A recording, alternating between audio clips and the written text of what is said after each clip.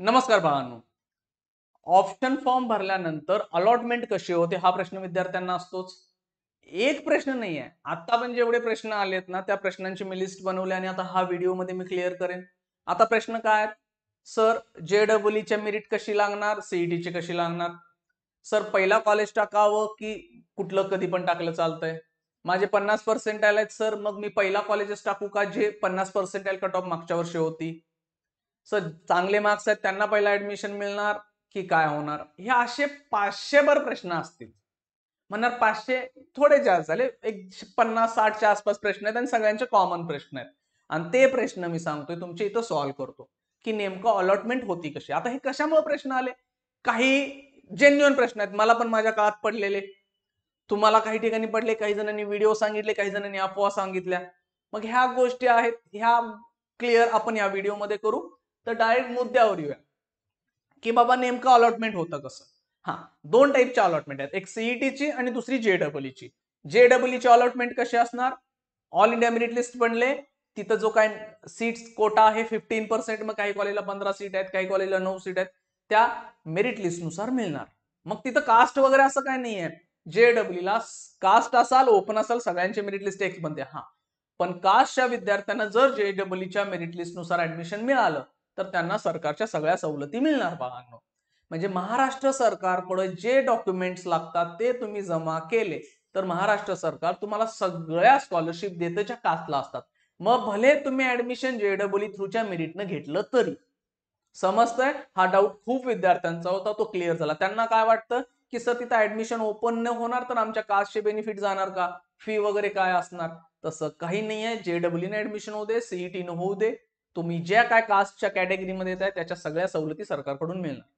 आता सीईटीला कसं कास्टचं रिझर्वेशन आहे, सगळा कोटा आहे, त्या कोट्याला ज्या काही सीट आल्या त्या सीटनुसार अलॉटमेंट होणार. मग आता मी अलॉटमेंट होते कशी की बाबा नेमकं सिक्वेन्स कसा मॅटर करतो हे पाहूया. आपल्याकडे दोन विद्यार्थी आहेत समजा, पहिला विद्यार्थी पिंट्या, हा, आणि दुसरा चिंट्या. ह्या दोघांना पण मार्क्स पडलेत किती समजूया अंदाजे, चला 90%. या म्हणा 90 आहेत, 10% घ्या, 50 घ्या, 99 घ्या, कितीही घ्या, ते पडलेत. पिंट्या काय म्हणला, माझं 90% आलेत ना तर मागच्या वर्षीच्या मी कट ऑफ पाहिलेत त्याच्या त्याच्या कास्टनुसार ज्या काय असतील, दोघे एकाच कास्टचे आहेत, कंपॅरिझन साठी सोपं जाईल, नाही तर वेगवेगळं झालं आणखीन कन्फ्युज होईल. तर तो म्हणला माझ्याकडे 90% कॉलेज आहेत, मला जे कॉलेज मिळते असं वाटतंय त्या कॉलेजचं नाव आहे आपण समजू ABC. त्यानं पहिलाच टाकलं जे कॉलेज मिळणार आहे असं वाटतंय त्याला, किंवा जे मिळेल इझिली, किंवा 90च्या खालचं 89 वाला पण टाकलं. चिंट्या काय म्हणला, आपण तसं टाकत नाही, आपण चालू होतो COEP पासून. COEP, कम्प्युटर, मेकॅनिकल, इलेक्ट्रॉनिक सगळं टाकत टाकत आला आणि चिंट्या पोहोचला ABC कॉलेज पर्यंत आणि त्यानं टाकलं तो 50व्या नंबरला. ओके, समजतंय? ठीक आहे. तर ऍडमिशन मिळणार कुणाला पहिला? तुम्ही म्हणणार पिंट्याला मिळणार का सर, त्यानं पहिला टाकलंय. चिंट्याला मिळणार का? मार्क दोघांचे का आहेत, तुम्ही त्याच्या अराउंड आहेत असं सांगतोय मी. एक्झॅक्ट तेच असतील तर मग अवघड होईल ना, मग तो टाय ब्रेकरचा रूल, मेरिट लिस्टला जी नावं आल्यात त्याच्यानुसार सांगतोय.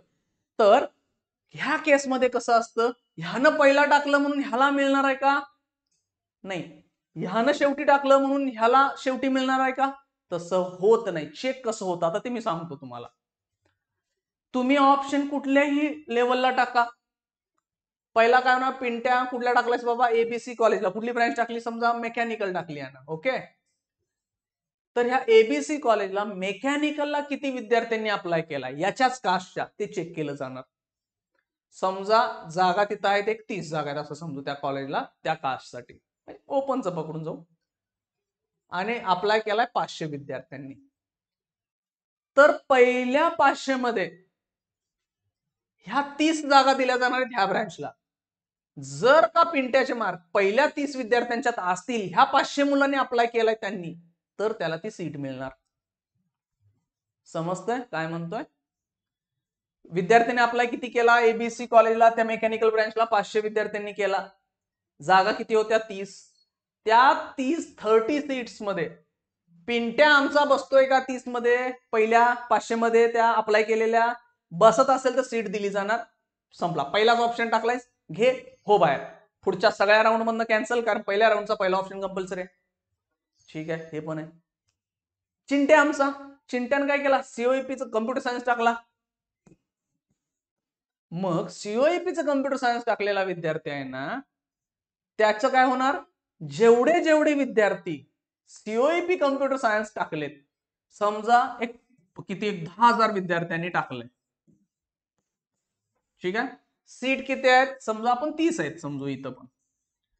जर पहिल्या 30 विद्यार्थ्यांनी, ह्या 10,000 जणांनी अप्लाय केले कम्प्युटर सायन्स सीओईपी, त्या 10,000 मध्ये पहिल्या 30 मध्ये जर आमच्या चिंट्या बसत असेल तर त्याला सीओईपी दिलं जाणार किंवा अदरवाईज दिलं जाणार नाही. तुम्ही म्हणणार शक्यच नाही, चिंट्याचा मार्क कमी आहेत ना, 90च्या आसपास आहे, मिळणार नाही. नाही मिळालं ठीक आहे, चिंट्या म्हणला हे जाऊ दे.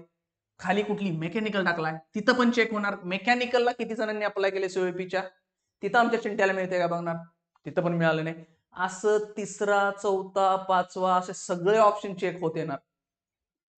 आता समजा चिंट्याने एक खतरनाक कॉलेज टाकलेलं मधीच, XYZ,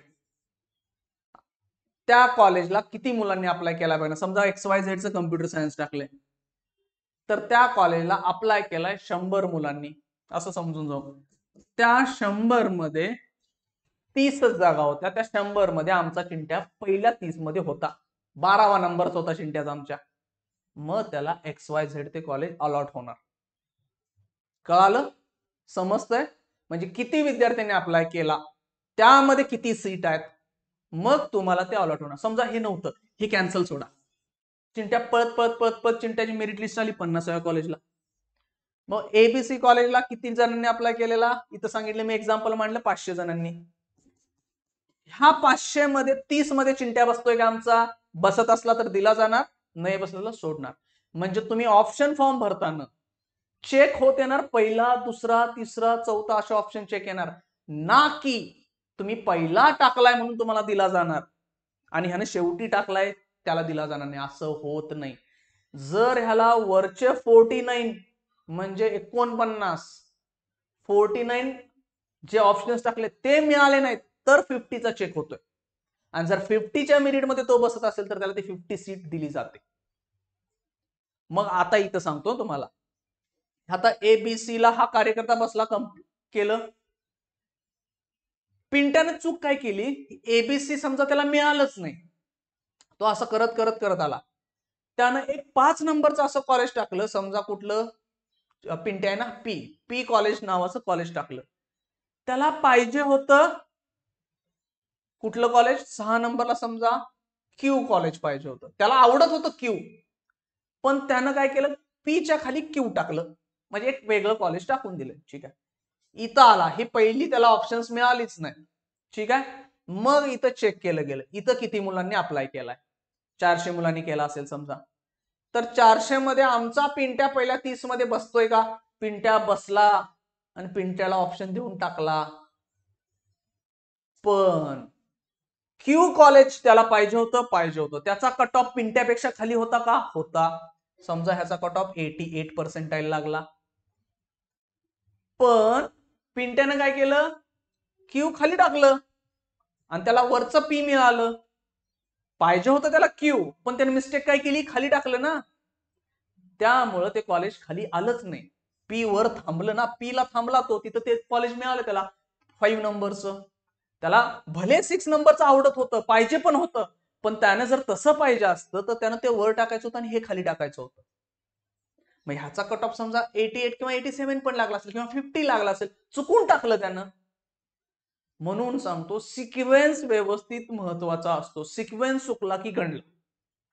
असं काही नाही आहे की तुम्ही कुठल्या नंबरला कॉलेज टाकलंय, पहिल्या नंबर पासून चेक होत येणार. पहिला मिळत असलं तर दिलं जाणार, मिळत नाही दुसऱ्या नंबरला चेक होणार, दुसरं मिळत असलं तर दिलं जाणार, तिसऱ्या नंबरला येणार, मिळत असेल तर दिलं जाणार, असं हळूहळू हळू खाली येतंय. 100 ऑप्शन टाकलाय, 100व मिळतंय, 150 टाकलाय, 150व मिळतंय. प्रत्येक ऑप्शन चेक केला जाणार, तुमची मेरिट त्यात बसते का, किती मुलांनी त्या कॉलेजच्या त्या ब्रँचला अप्लाय केलाय, त्यामध्ये तुम्ही जर मेरिटला लागत असाल तर ते दिलं जाईल. हे मॅटर कधीच करत नाही की तुम्ही कितव्या नंबरला ते कॉलेज टाकले, चेक होताना सिक्वेन्स नुसार. मग असं कॉलेज टाका की जे पाहिजे ते वर, नाहीतर बकवास कॉलेज वर टाकतात, चांगलं कॉलेज खाली टाकतात आणि मार्क पण चांगले असतात, चांगलं कॉलेज मिळणार पण असतं, पण बकवास कॉलेज वर टाकल्यामुळे तिथं मेरिटला बसलं आणि ते तुम्हाला मिळालं. जी केस इथं सांगितली मी तुम्हाला, पी पेक्षा क्यू पाहिजे होतं, पण ते क्यू खाली टाकलं आणि पीच्या मेरिटलाच तटला ना तुम्ही. मिळणार दोन्ही पण होते तुम्हाला, पण तुम्ही खाली वर केल्यामुळे चुकलं. त्यामुळे टाकते वेळी व्यवस्थित टाकायचे ऑप्शन्स. त्यामुळे डोक्यातनं काढून टाका हे की सिक्वेन्स मॅटर. कसं म्हणजे वर टाकले की लगेच मिळते, खाली टाकले की मिळत नाही, असं कधी होत नाहीये. ते मेरिट प्रत्येक कॉलेजची चेक करूनच तुम्हाला दिले जाणार. आणि ज्या आता भले ह्यानं खाली टाकलंय आणि ह्यानं वर टाकलंय, ह्याचा अर्थ असा नाही की ह्याला लवकर मिळणार. पुन्हा सांगतोय, जर ह्याचे मार्क जास्त असतील, समजा 1 पॉइंट किती 90.001 असं काहीतरी, आणि ह्याचे बरोबर 90% आलाय, आणि पिंट्याने टाकलाय वरती, चिंट्याने टाकलाय सगळ्यात खाली, तरी चिंट्याला ऍडमिशन मिळणार. का? पिंट्यापेक्षा चिंट्याचे मार्क्स जास्त आहेत, थोडे का असेना जास्त आहे, ते मिळणार त्याला. मॅटरच नाही करणार की ह्यानं कितव्या ऑप्शनला टाकलाय. प्रत्येक कॉलेजची प्रत्येक ब्रँच नुसार मेरिट चेक होते. किती मुलांनी अप्लाय केलाय, त्यांची तिथं लागणार, त्यामध्ये जर बसत असेल तर दिलं जातंय. क्लिअर आहे कन्सेप्ट? ठीक आहे, चला, थँक्यू.